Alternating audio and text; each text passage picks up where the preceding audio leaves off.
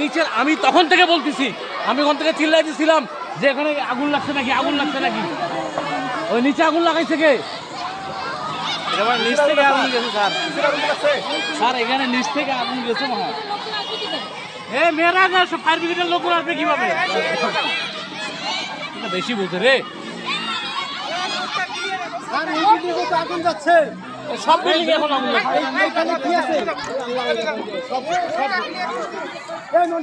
আগুন লাগে গেছে।